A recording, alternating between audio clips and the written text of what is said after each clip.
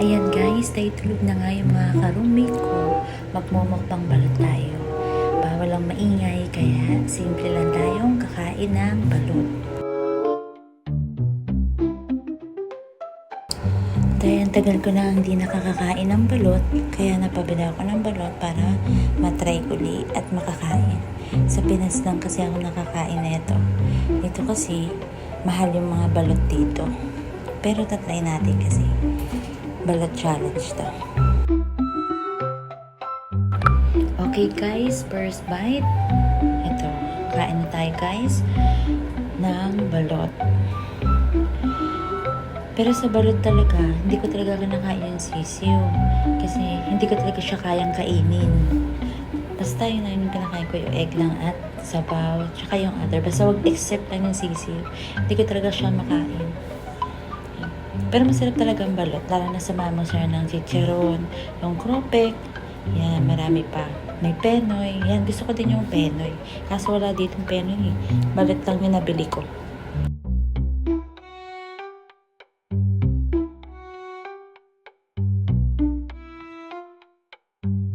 Pero yung iba, grabe talaga kung makakain ng balot.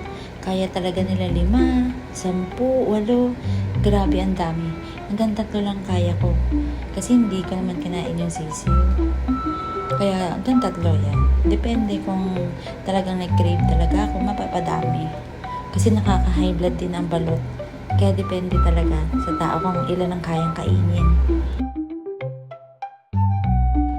Masarap din yung kwek-kwek na malaki, yung penoy. Lalo na samahan mo ng cucumber, sili na suka, maraming sili, asin, lalo na yung binibila namin sa FDI terminal. Sobrang sarap talaga doon, nakakamiss na talaga yung penoy nila doon.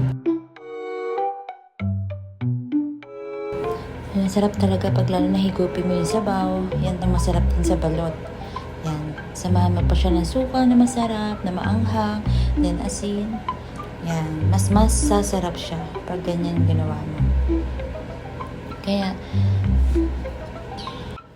yung iba naman, sila ang sariling gawa ng suka nila. Depende talaga kung anong trip mong gawa sa suka. Yung iba marami sibuyas, sili, ganyan. Depende sa paggawa mo para mas lalang masarap yung pagkain ng balot.